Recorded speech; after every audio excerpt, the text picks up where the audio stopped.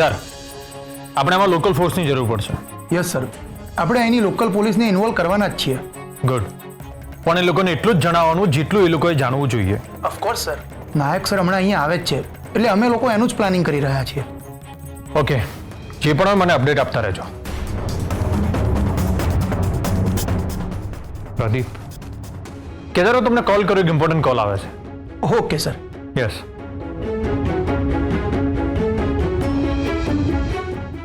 હવે આ ચા એમને ના મૂકતો, હું વારે ઘડે નહીં બનાવવાની. એક મિનિટ. પ્રદીપ, કંઈક ગુડ ન્યૂઝ આપજે. હું ન્યૂઝ આપું છું, પણ એ ગુડ ન્યૂઝ છે કે નહીં એ ખબર નથી. ઓકે સર, તમે રિયા મેડમની ડેડ બોડી તપાસ કરવા કહ્યું હતું. રિયાના સંદર્ભમાં છે. યસ. હા તો સર, હું 3 દિવસ પહેલા મારા ફ્રેન્ડ સાથે અમદાવાદથી કલોલ જઈ રહ્યો હતો. રસ્તામાં અમારો એક્સિડન્ટ થયો. મને એટલું બધું વાગ્યું નહોતું, પણ મારા મિત્રને ગંભીર ઈજા થઈ હતી. એટલે એની તાત્કાલિક સારવાર માટે અમે કલોલની એક હોસ્પિટલમાં લઈ ગયા હતા. ઓકે. એને અહીંયા દાખલ કરવામાં આવ્યો છે, એટલે છેલ્લા 3 દિવસથી હું અહીંયા જ છું. પણ સર, એની મોર્ગ રૂમની અંદર મને કંઈક સસ્પિશિયસ લાગી રહ્યું છે. શાના પરથી? સર, સામાન્ય રીતે મેં ઘણી હોસ્પિટલમાં જોયું છે કે મોર્ગ રૂમની બહાર 2 માણસો પહેરા ભરી રહ્યા છે, અને સામાન્ય રીતે મેં જોયું છે ત્યાં સુધી મોર્ગ રૂમની બહાર એક જ માણસ પહેરો ભરતો હોય છે.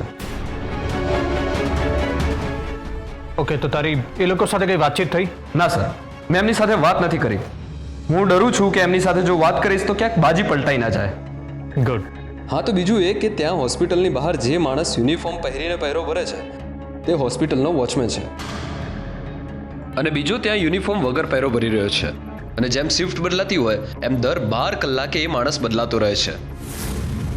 તો પ્રદીપ, મે બી ત્યાં રિયાની બોડી હોવી જોઈએ. હા સર, મને પણ એવું જ લાગી રહ્યું છે. પ્રદીપ, એક કામ કર, તું એ લોકો પર વોચ રાખ, અને જો મોર્ગ રૂમમાંથી કોઈ પણ બોડી બહાર જાય ને તો તું તરત જ એમનો પીછો કરીશ. ગુડ. હું ત્યાં પહોંચું છું. Okay sir. Tanu, let's go.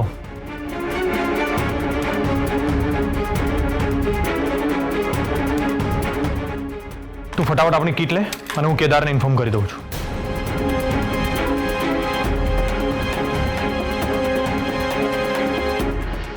Hello Kedar.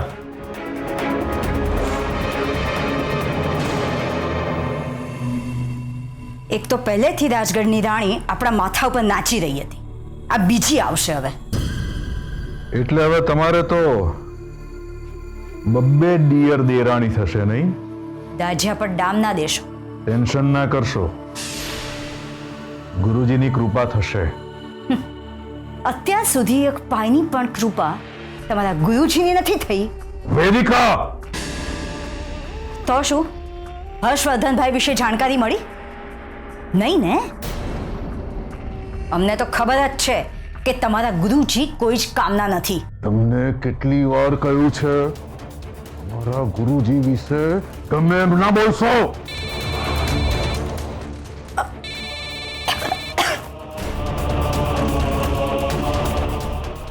જલ્દી કોઈ સારા સમાચાર આપો. સારા ન્યૂઝ આપવા માટે જ ફોન કર્યો છે. બોલો. મારા હાથમાં કંઈ એવું લાગ્યું છે કે જે જોઈને તમે મારી સામે નોટોનું બંડલ નહીં પણ નોટોનું બંડલ ભરેલું બેગ મૂકશો. હર્ષવર્ધન વિશેના ન્યૂઝ છે? ન્યૂઝ નહીં, બ્રેકિંગ ન્યૂઝ છે. જલ્દી બોલો, આમ સસ્પેન્સ ના વધારશો. 1 મિનિટ.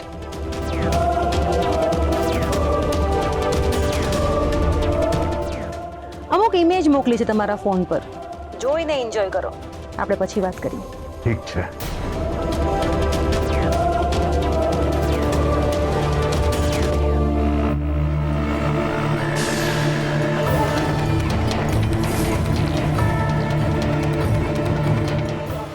આ શું?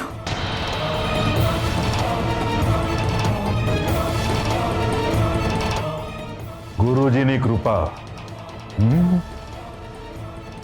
છે ને કમાલ અમારા ગુરુજીનો. Thank you Guruji.